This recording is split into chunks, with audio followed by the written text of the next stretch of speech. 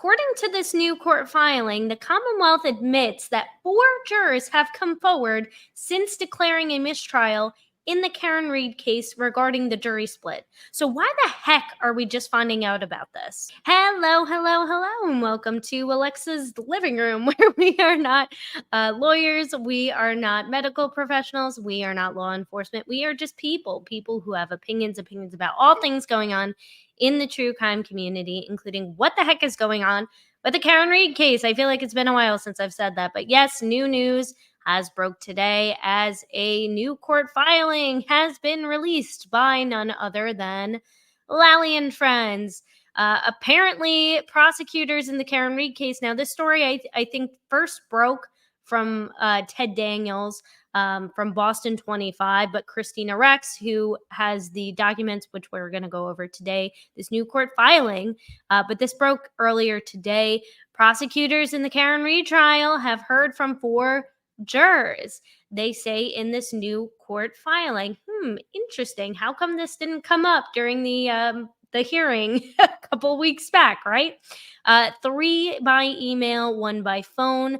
Lawyers told jurors via email that they are ethically prohibited from inquiring as to the substance of your jury deliberations, as so it is quoted from the document. So I want to go through this document in 1 minute. It's not very long. It's one of the shorter ones, actually, and I think it was probably because it was composed by Lally and not by Morrissey, who likes to write these novels of a word salad and just say the same thing 40 different ways and confuse the heck out of everybody. So we're going to get into this in a second, but I want to first get into the original story. So the original story that broke was a couple weeks ago when Christina Rex had said she spoke to a deliberating juror that they had actually reached out to, and I don't know if this is the same juror that she's speaking to, but it seems like it is the same juror that reached out to her in regards to the actual jury split.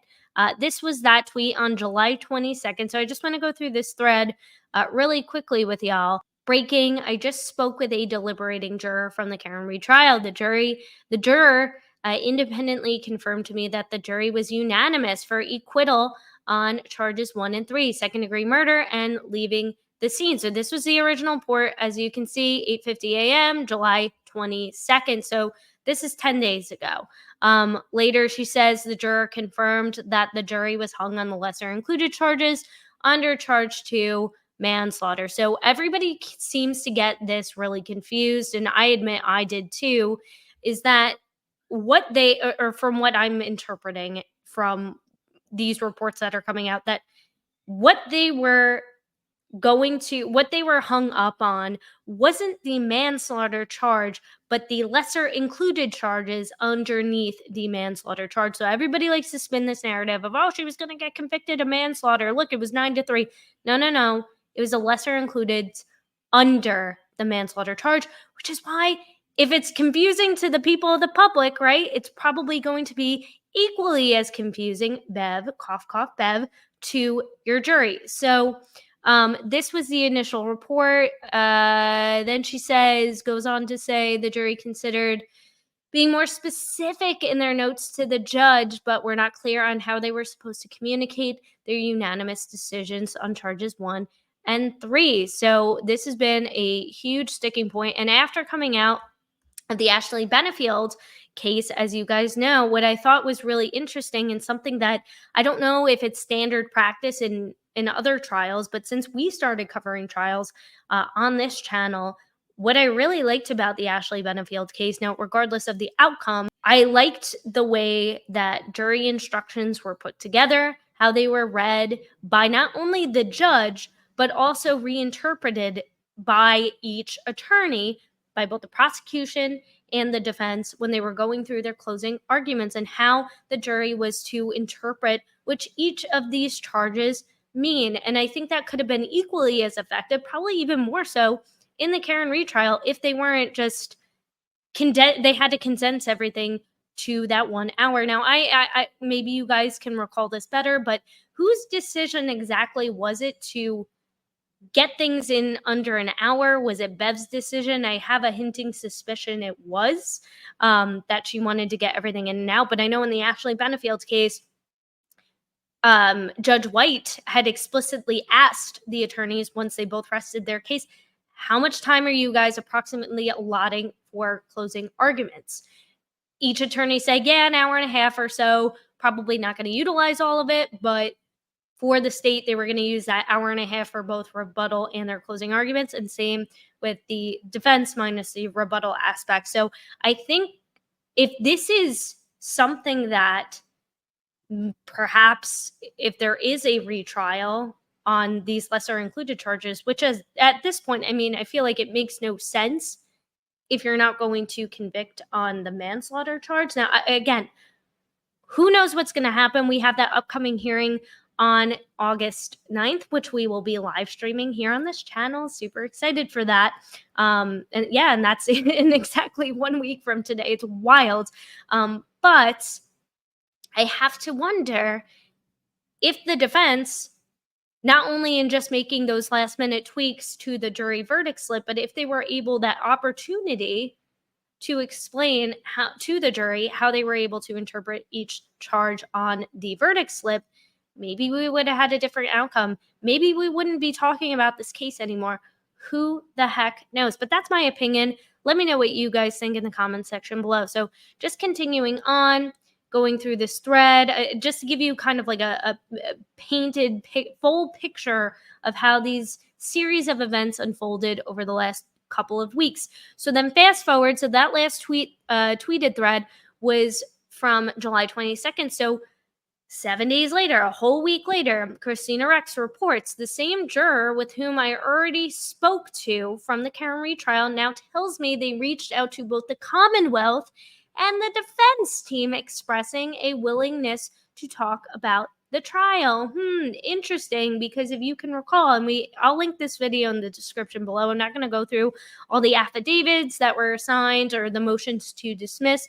I'll link that in the description below, my breakdown of each of those. But if you can recall from the Commonwealth's response to that, they thought, well, hey, pretty much to sum it up, you guys are too late. They already were hung. It's already been declared a mistrial. Let's just gear up and go for round two. There was no admission of these series of events. There was no admission during that hearing. Now, time and place, okay, fine, fair. That's not what that hearing was for. It was just meant to for Bev, I guess, to get all dolled up for court TV, right? Get on camera and waste everybody's freaking time by showing up to court just to set dates for each of these precedents. Fine, fair. But then why not come forward later? Why wait until we're a week out from this hearing? Who knows? Who knows? One can only speculate, but we're the crazy ones, right? So she goes on to say, this juror says they have only received responses from the defense despite multiple calls and voicemails to the Norfolk County DA's office. Again, Christina Rex, she was the one who conducted the puff piece with Paul O'Keefe after the trial was declared a mistrial. So I know a lot of people have been giving her a lot of crap as well too, but I mean, this seems very legitimate, and now it turns out it is, because there has been this public acknowledgement from the Commonwealth, which we're going to get into in 1 second. So now comes the report from Ted Daniel, which I want to go through. And then we'll go through a couple of other quick updates as well too with Norfolk County. So this is from Ted Daniel. Boston 25. New court filing says 4 jurors contacted Commonwealth regarding the Karen Reed murder trial decision.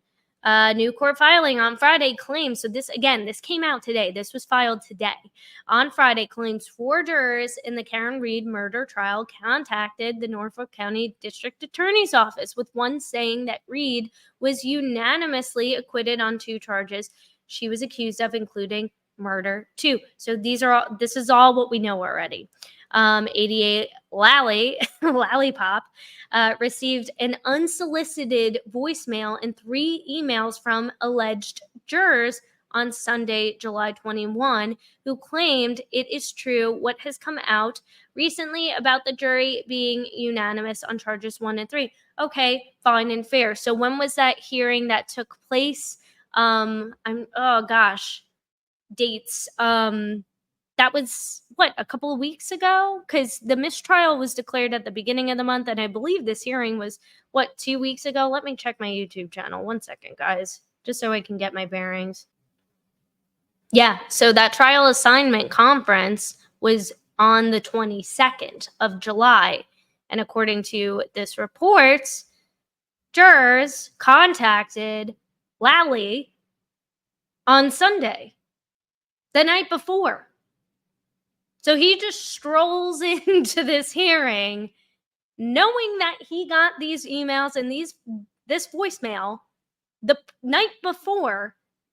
And again, granted, benefit of the doubt, it's not the time and place. That's not what you were using. That was a trial assignment conference.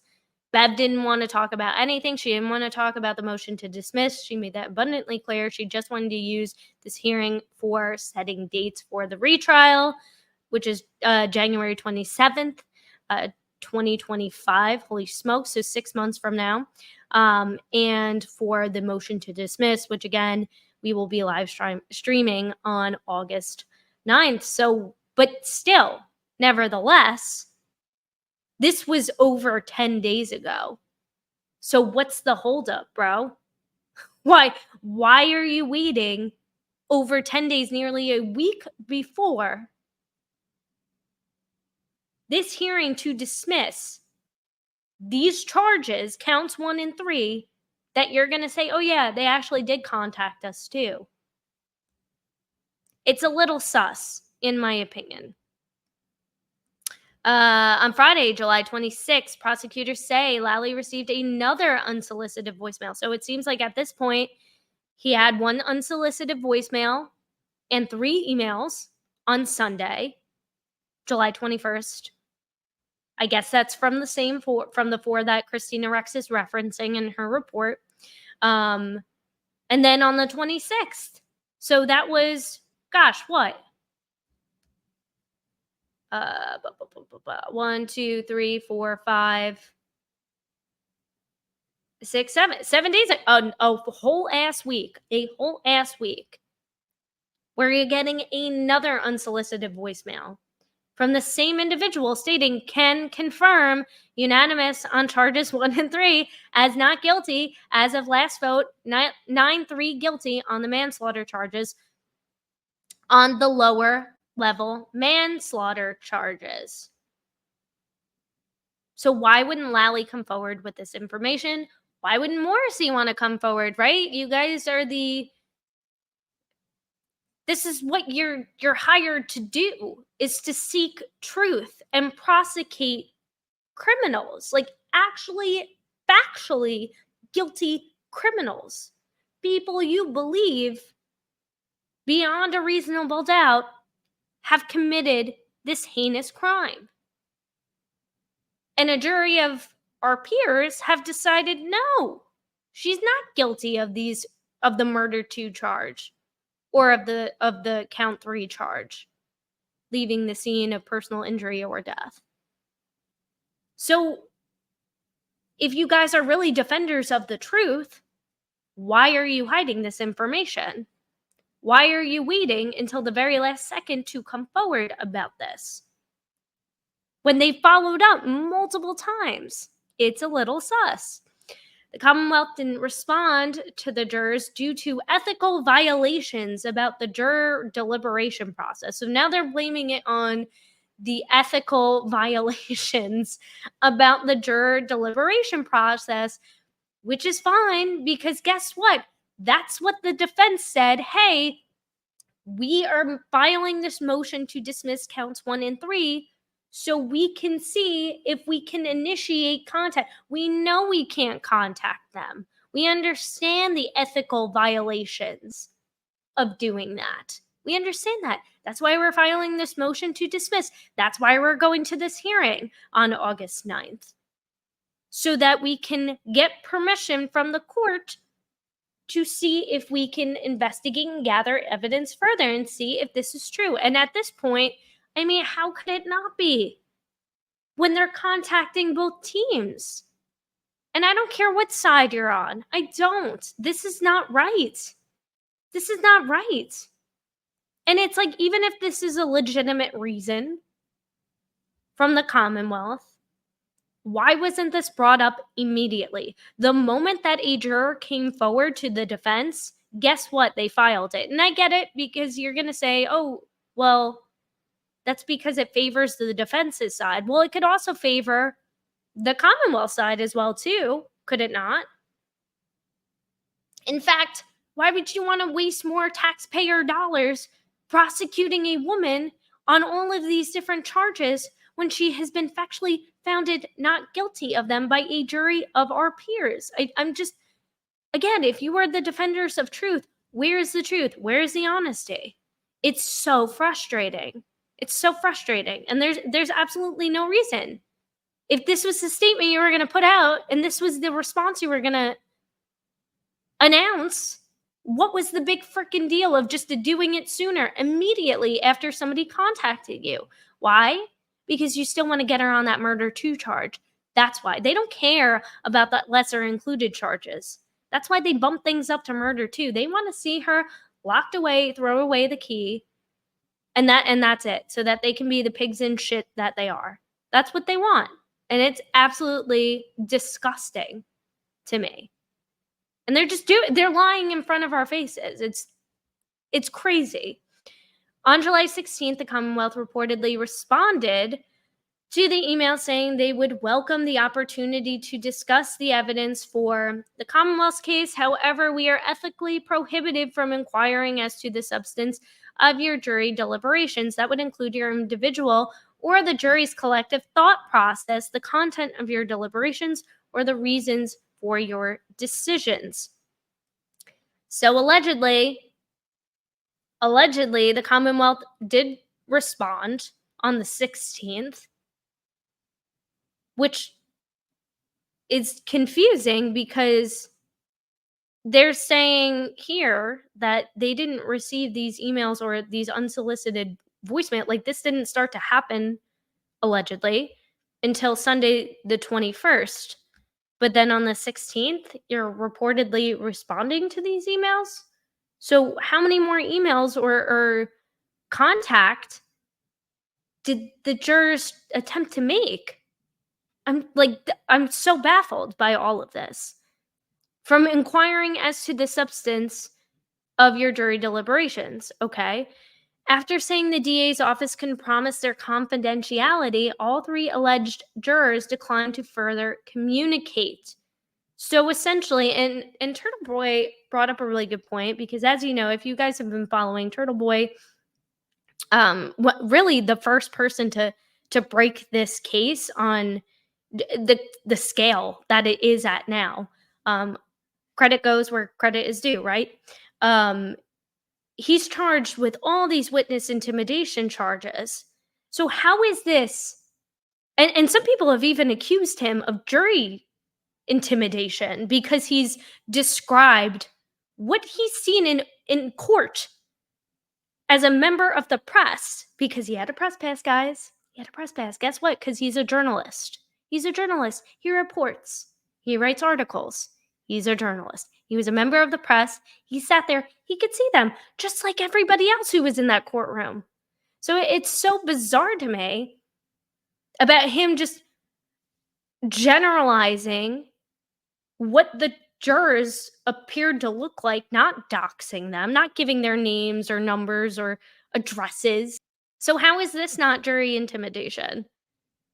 By you essentially saying, well, we can't guarantee that you're like, you're not going to be doxed, like, just letting you know.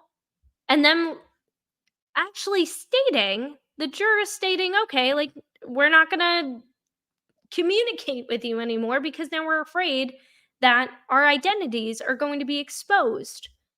And what's interesting about this, so this allegedly happened on the 16th, which makes no sense. This whole timeline makes no sense. And I don't know if it's just a whole crock of bullshit the Commonwealth is spinning up and saying, "Oh, no, no, no. We did respond to them on this date." But what didn't Bev extend the order for their names to be suppressed for the foreseeable, essentially for the foreseeable future until these matters were resolved? What isn't that what happened? So I'm a little confused. And wasn't that granted like right before the 22nd hearing? I'm a little confused. I'm a little dates backwards. Please, guys, help me out in the comment section below. But are you as confused as I am? So then Yannetti actually made a statement on this. So now I want to get to the actual document itself. Um, and then we're going to get into David Yannetti's response. And then we have another quick update for our friends in Norfolk County. So again, as you can see, a lot shorter than the first one. Then I want to go through the rest of her thread, which is pretty much just recapping what we read in the Boston 25 article. But Commonwealth's post-trial notice of disclosure.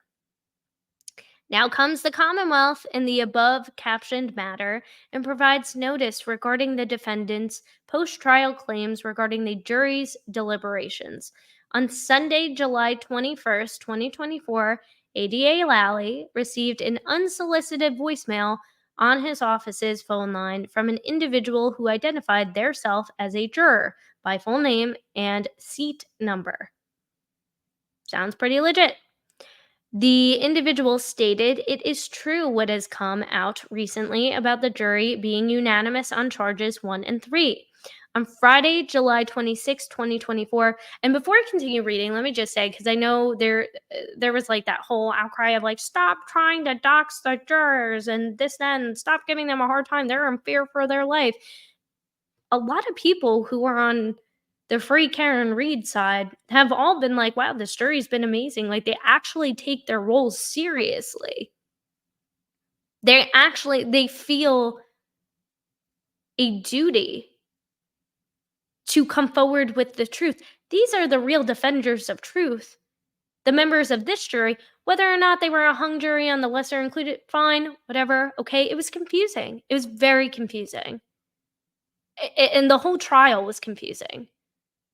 There were a lot of wrenches that the Commonwealth kept throwing in.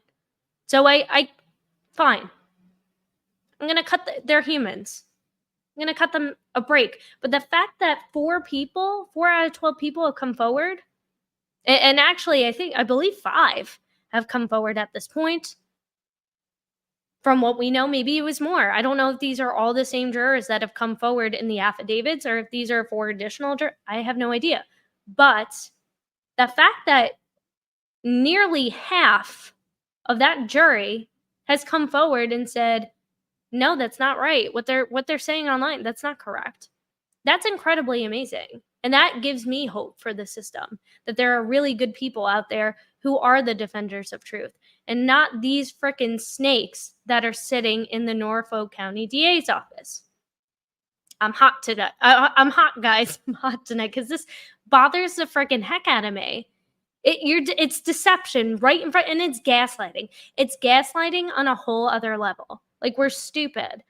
Where was I? I got so hot. I'm like, I missed my.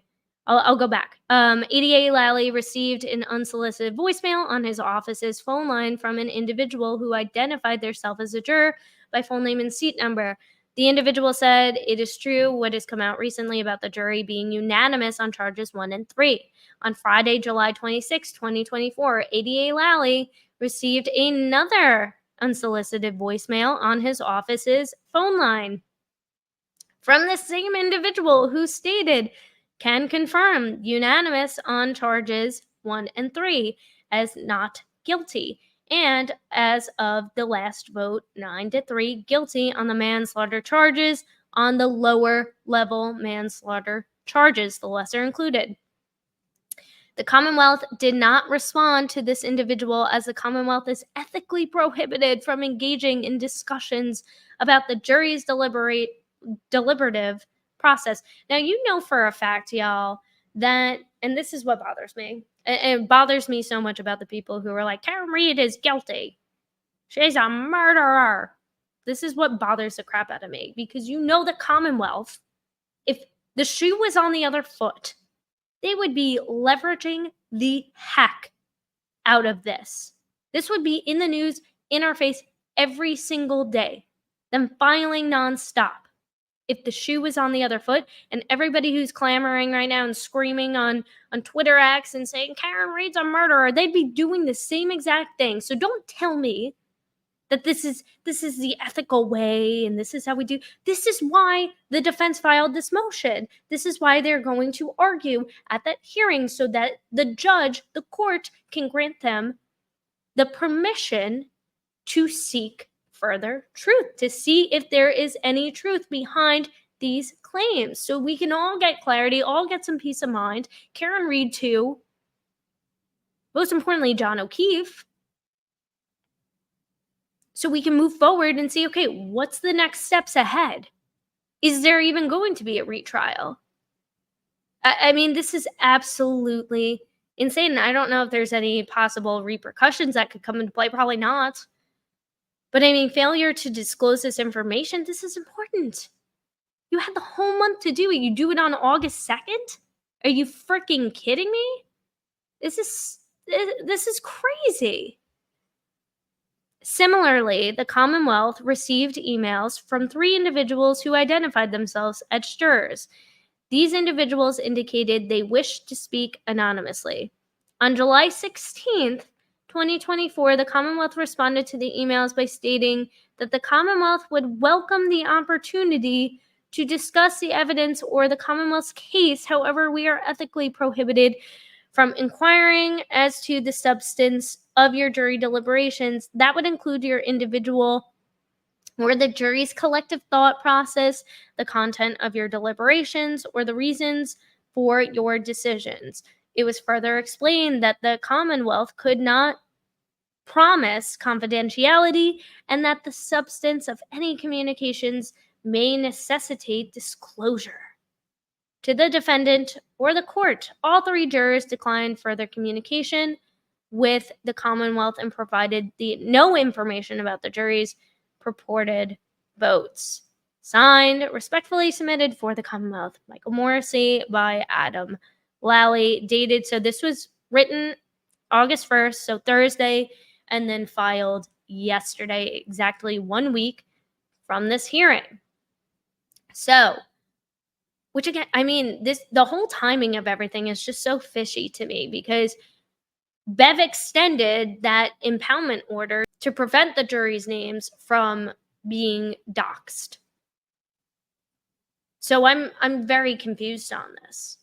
I'm very confused about the July 16th. Like, so did somebody reach out to you beforehand? Because the only dates that you're listing, and just to go back quickly, the only dates that you're listing here that you received any communication from the jury, and tell me guys if I'm reading this wrong, is the 21st, so the night before the hearing, and then Friday, July 26th, which is after the hearing. But then they're saying on July 16th, they responded to the emails. That I don't know if that was a typo, but that makes absolutely no sense. That makes no sense. Like, were there other emails? Who else was contacting you? Or you were talking about the press? But it seems like they responded back to the jurors, and then the jurors were like, oh crap, like, I don't want to be doxxed. I don't want to be doxxed. And one has to wonder if this was the reason, and if there is merit to that Commonwealth's response saying that the jury was in fear of being doxxed, and the reason why they wanted this impoundment order extended was because they were afraid of being doxxed. If it was because of this reason, because of the Commonwealth's response, I don't know. It's just so confusing to me. So confusing. So now I want to go through the rest of her thread. What? Oh, I didn't even know I could do that, guys. Learning things every day. Yeah, so prosecutors also write that they did not call back the juror The juror whom I spoke with, so again, going back from earlier, the juror that was like, "Yep, I can confirm that it was a 9-3 guilty on the lesser included for manslaughter, but not guilty for counts 1 and 3," who left a voicemail. So this is the same juror, because they are ethically prohibited from engaging in discussions about the jury's deliberative process. Yeah, that's why you get permission from the court. And according to Massachusetts' existing case law and ethics code, lawyers are prohibited from inquiring into the individual or collective thought processes of jurors, the reasons for their decision, or their substance of their deliberations. So, and I think they quoted this case law a couple of times too, Commonwealth versus Moore. I feel like I saw that pop up a lot in their response. But again, I'll link that video in my description below. I'm not going to go through that again because I think it was like 15 pages long, and it was just a whole lot of word salad and a whole lot of nothing burger. But now I feel like it could I could see a world where if that affidavit that did come through with Juror Doe, where they were like, "Hey, I'm in fear." Because when did that come out? I'm trying to recall that one. Let me see. Juror Doe, can't read. Yeah, so 2 weeks ago. So 2 weeks ago was, where are we now? We're on the third. Well, it's the third now, but the second when this was filed. It's 2 weeks ago, so the 19th. So yeah, I mean that would make sense. The Commonwealth says this sketchy response, but to what? I don't know. I don't know. Were there other emails? Because from what I'm reading in this document, there's absolutely nothing that suggests that anybody had contacted them. Any jurors had come forward with any additionals. It seems like the first voicemail and emails were on the 21st. So interesting.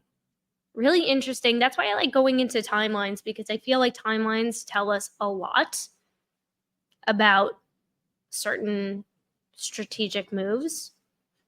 And but for this one, I'm completely dumbfounded. Like, clearly they're hiding it. They don't want it to come forward. They don't want to come into light, but they have no choice now. They have no choice because now at least one of the jurors is talking to the press, Christina Rex. So who else is going to come forward? And now that there's a little bit more pressure, because we're only a week away from that hearing, they're probably worried that other jurors are going to potentially come forward and say the same thing. So I feel like now they're like, crap, we got to nip this in the bud and just acknowledge it. But why not just acknowledge it from the get? Why not acknowledge it right from the get? And if you are saying these things on the 16th, that was, I believe, before the impoundment was granted. So, and like a whole ass week after the mistrial, or 2 weeks actually, I think, after the mistrial was declared and the affidavits and the first series of affidavits started coming through. So you had time. You had time. So why wait? Why wait if you're not hiding something? So that's my rant on that. Interestingly enough, well, first I want to get into this quote from Yannetti. It's just a written statement, a press statement. But my apologies, Ted Daniel. Sometimes I say Ted Daniels, Ted Daniel. Again, he's from Boston 25 News. News statement from Karen Reed attorney David Yannetti. So this came out today as well at 2:04 p.m. Norfolk County District Attorney's Office, in its new filing, finally admits that they have received the same information that the defense has received from sitting jurors. Okay. So they're not just making it up. This is real. This is real, y'all. This has happened. Karen Reed was acquitted on 2 charges, including murder. We now expect that the DA's office will do the right thing and dismiss, at minimum, indictments 1 and 3. Yeah. at the very least. I mean, at this point, I don't know what else Bev could potentially, like, possibly rule on. I just, what kind of argument are you gonna show up with, Lally, about this? I can't imagine that they're not gonna argue about their failure to disclose this. So, I mean, I guess there is no failure to disclose because it's before the hearing technically, so, but still, I mean, I feel like it does come in question, why wait? Why wait on this? Let me pull it up on full screen so you can see. Sorry about that. Of course, our position remains that all three indictments should be dismissed because they have charged the wrong person. Yeah. Should they persist in pursuing this wrongful prosecution, we stand ready to defend our innocent client no matter how long it takes. So that's really inspiring to know. It's good to know. So that is from Yannetti from today. Interestingly enough, what, 2 days ago, I didn't cover this case, but I do think it's interesting because it's Bev. But there was another case, the Michael Chesna case. He was a sergeant, another Boston cop, I believe, who was shot and killed by, I think he was shot and killed. I don't want to misspeak.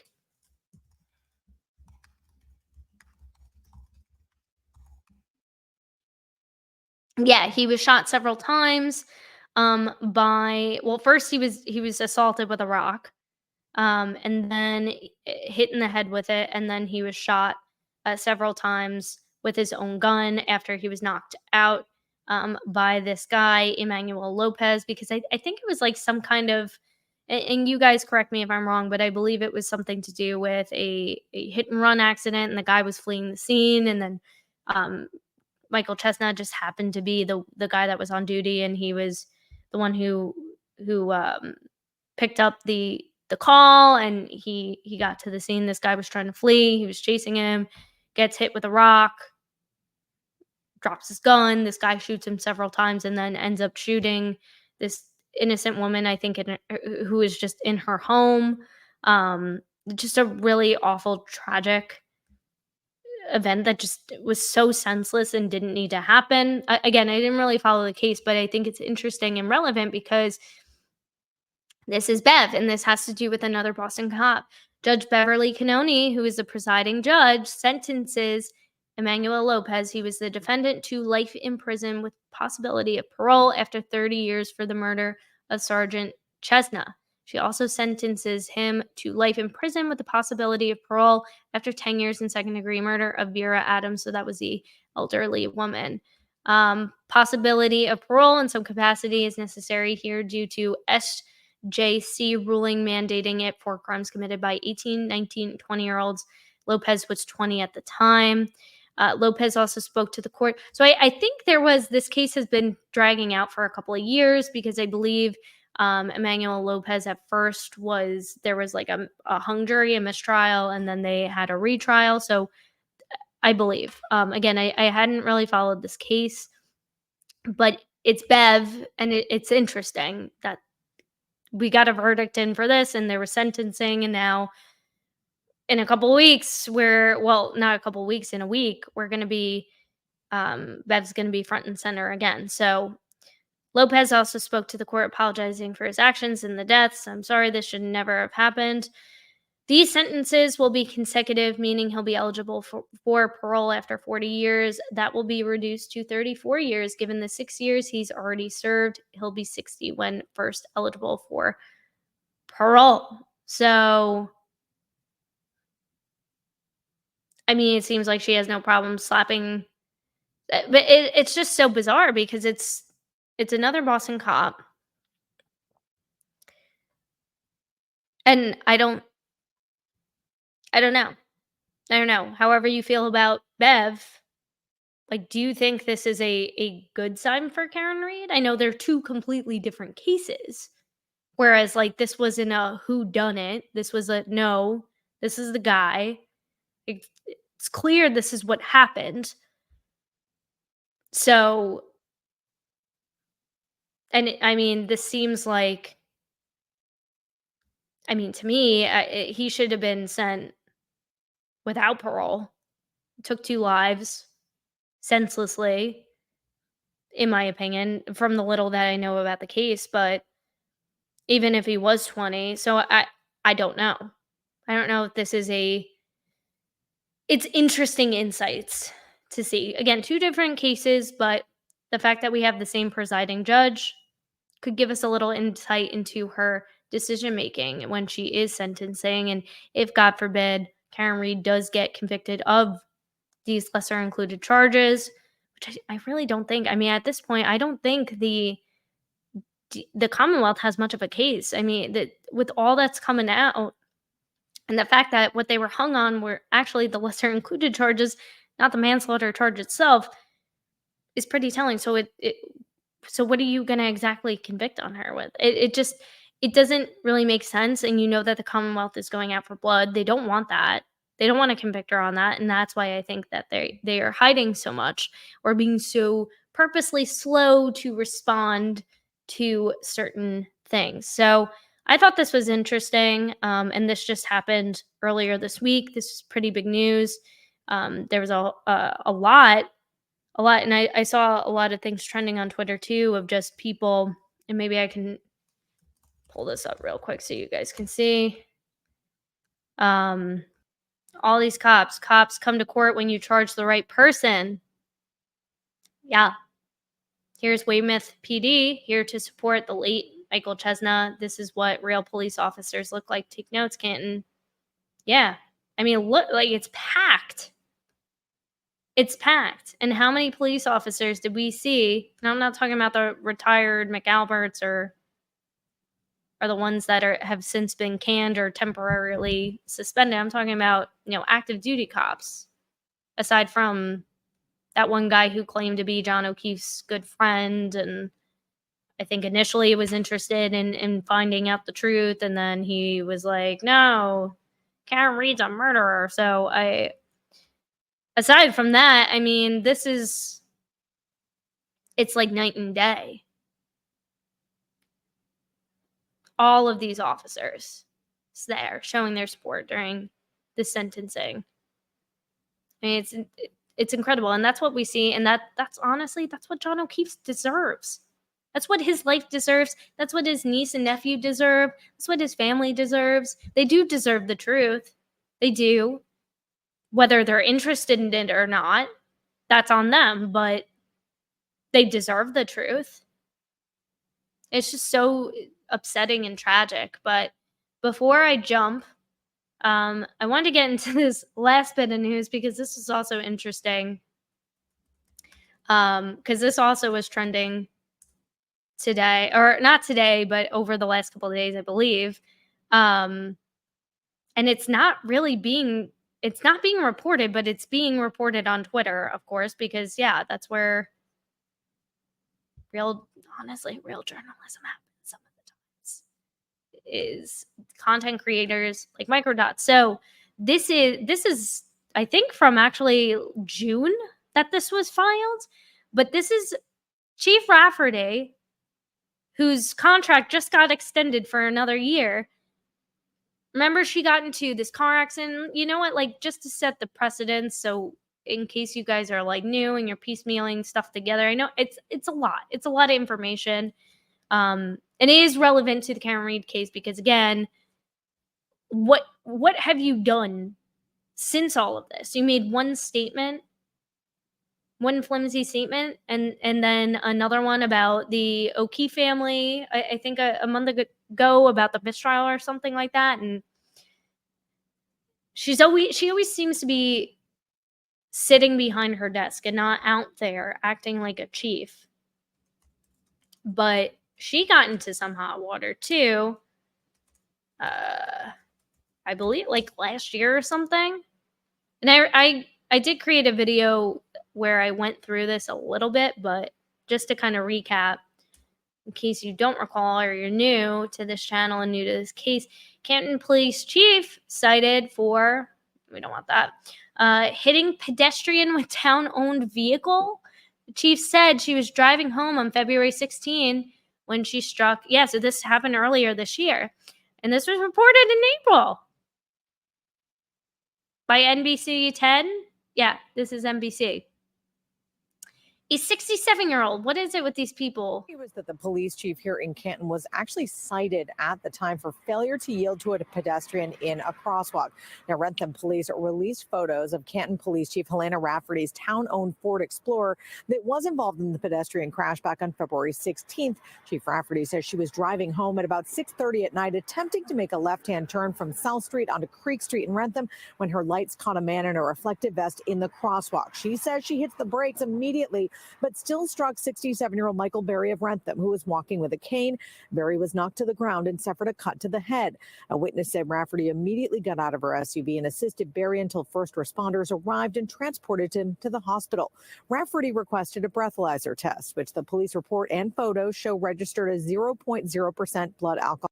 I mean, I wonder why. I wonder why she was like, oh, I wasn't drunk though. And it's like, does that make that any better? It's probably even worse. The one law that you're like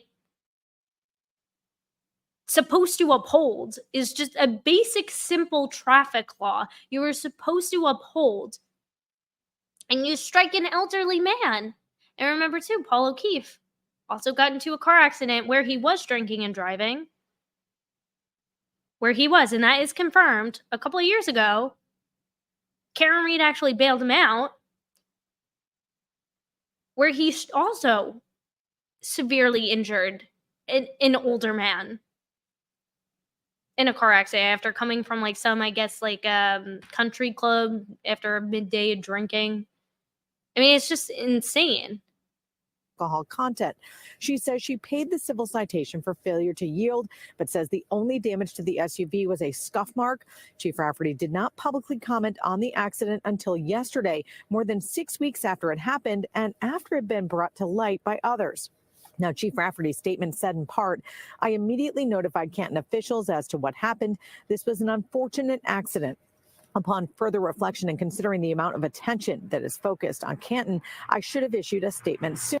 Yeah, you should have issued a statement the moment it happened. 6 weeks later, again, these people love to wait. They love to wait. And she's very reactive until there's that pressure that the community puts on her. Then she comes forward. Then she makes her statement. She comes out from behind the desk. So yeah, this is on February 16th. She said she was driving home at 6:30 at night.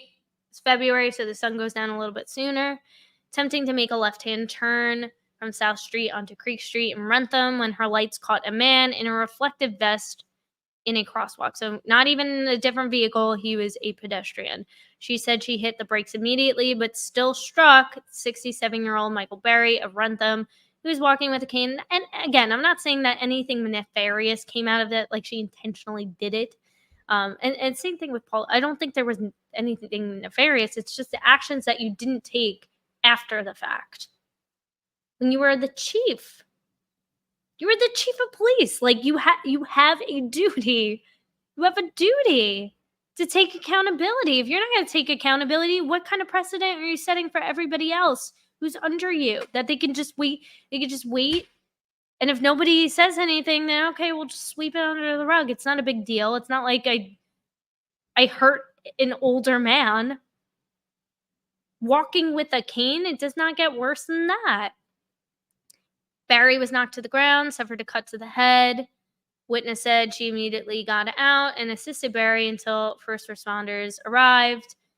So yeah, just like the video said. And then she paid a fine. I think the fine was only something like $500. I read. It's not in this report, but she paid a fine, probably thinking, oh, it's just gonna go away. We'll sweep it under the rug. He'll be, this and the third. But now in the months preceding that, there's a lawsuit against Chief Rafferty. So this came out, and this has been trending a little bit on Twitter X.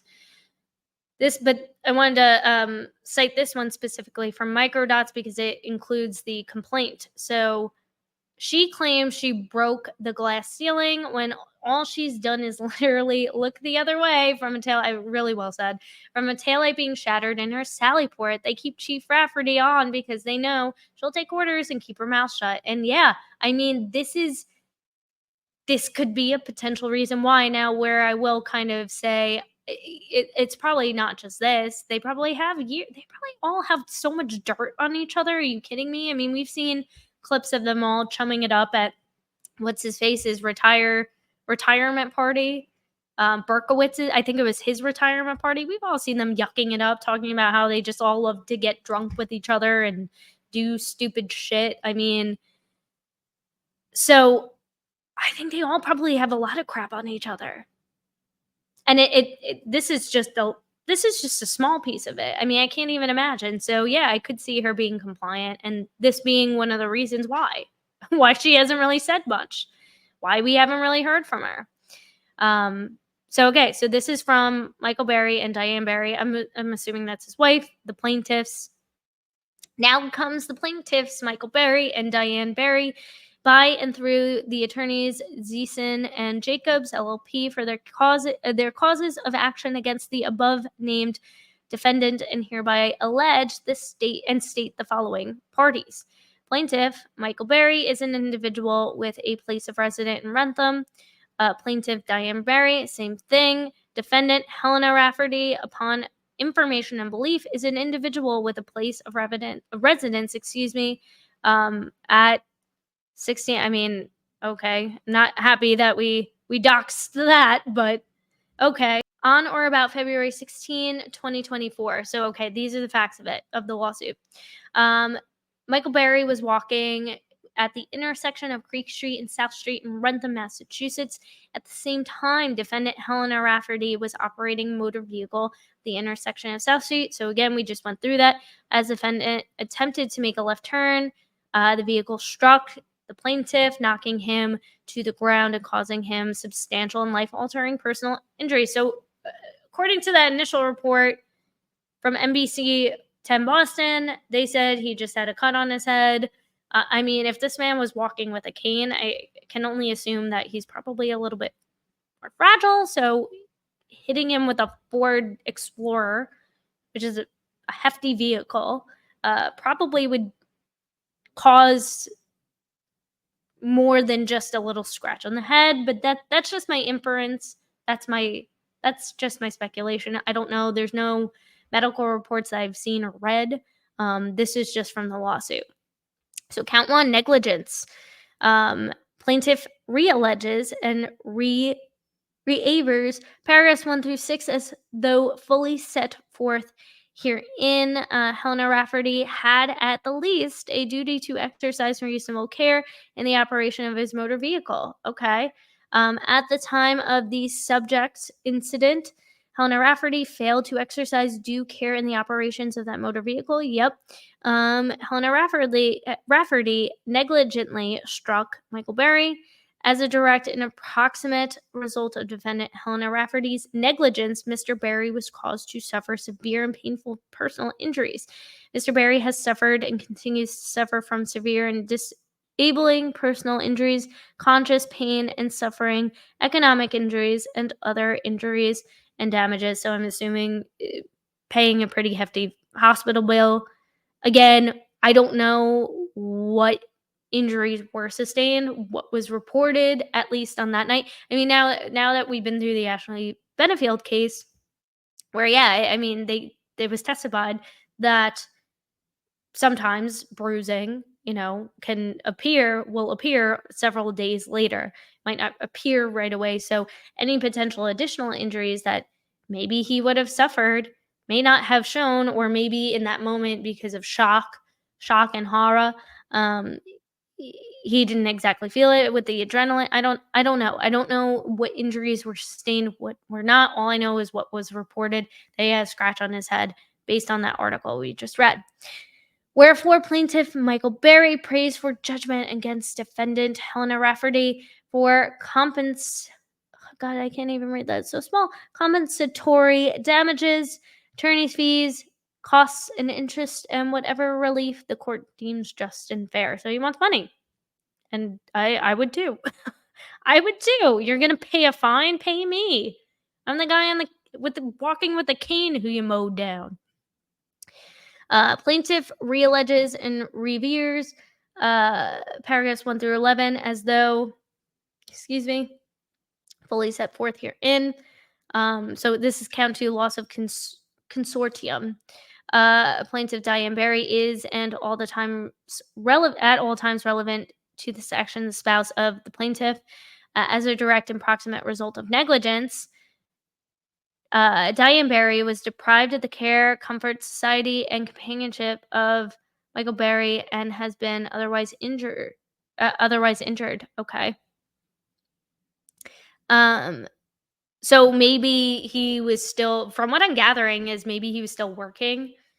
Um, and because of this accident, he was no longer able to work, and therefore maybe she wasn't working, or maybe I don't know.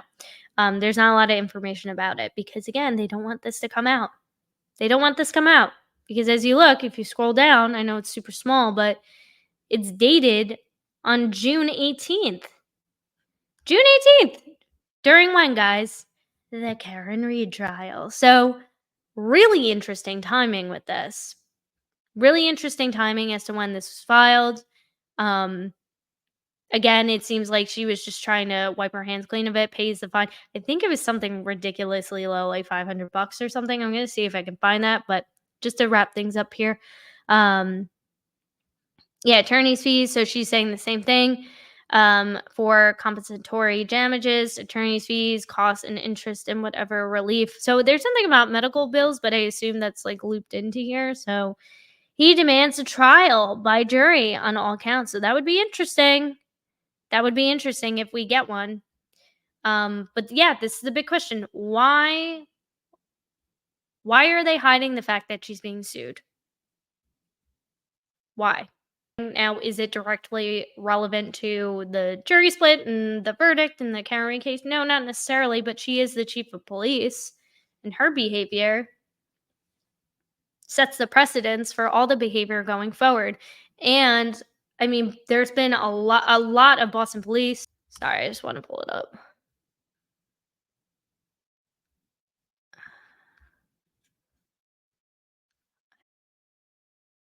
I'll have to find it at another point, but I could have sworn I saw something there, and I did report a little bit on it. I had jumped into one of the hearings that was recently done by like I think it was the post commission's office or something like that, to talk about um, or we thought at the very least it was going to be talking about, you know, Proctor and what the next steps are and what was going to be the final determination of what they were going to do with that clown. But then they ended up saying at the end of the hearing, oh, we're going to, cut the rest of the hearing or the meeting from the public.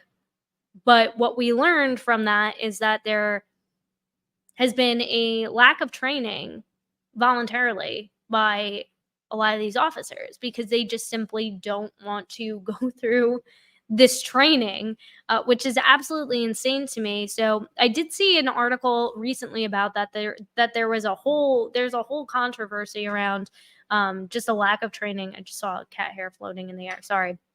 There's a whole lack of training from uh, from these police officers, and why just so much corruption, just so much crap has been going on in the Boston Police Department. But there was also, and this was, God, this broke 8 hours ago, as a result of an FBI Boston and Justice OIG investigation, former Boston Police Sergeant Gerard O'Brien has been sentenced for his role in an overtime fraud scheme at the Boston Police Department's evidence warehouse. So there's a lot of shady stuff going on in Canton, in Boston, and in the state of Massachusetts, and pretty much everywhere. I don't want to put Massachusetts on blast because I know some of you guys are from there, and I just hope for the best. I know there are good people out there. I know there are good cops out there too.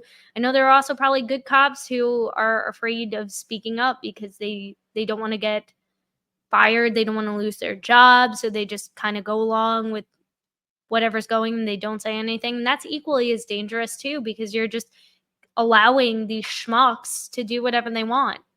And it's disgraceful. So there's a lot of crap going on, but we will keep you updated here on Alexasrewm about all the latest and greatest going on in the Karen Reed trial as more news breaks. But if you like today's video, please hit the subscribe button. Please hit that notification bell so you don't miss another update from me. And make sure, most importantly, you hit that like button, because that tells the YouTube algorithm that, yes, this is newsworthy news. And the fact that, I mean, this is wild. If you made it to the end of the video, Helena Rafferty is being sued. Why is this not being reported more? And that just goes to show that we do need to continue to put pressure on these agencies, because it's just not right. The Commonwealth is gaslighting the public in trying to hide this information. And I know some of you are going to be like, they're not hiding it if they're filing it and they're telling us now. But why wait? Why wait? Why wait until a week before this hearing? And why with the confusing dates of saying we responded to these jurors on the 16th, but then we didn't receive these emails and voicemails until the 21st. It's so confusing to me. And the reason just feels kind of like a scapegoat, in my opinion. So again, make sure you hit that like button, because it ensures that this video reaches as many people as possible. And maybe these are people who are in this community right now and they need our help. So thank you so much for watching. In our next video, I might go through the Justin Timberlake updates. Just, a little bit of a lighter news story. He was arrested for a DUI on Long Island. My home, not state, my homeland of Long Island. And I thought it was quite ironically funny, just because I'm a huge Britney Spears fan and I don't like how he's treated women throughout essentially his entire career and never has taken accountability for anything. But that's a totally different rant for a totally different day. There was a lot of Karen Reed news and I wanted to get this out to you first. So if you're interested in that, I'm probably going to post that update next week, just because it's a little bit lighter and I think we all need a break from the Ashley Benefield stuff, because that was heavy. And then we'll get into some of the Nikki McCain updates as well. So that being said, thanks so much for watching and I'll see you in the next one.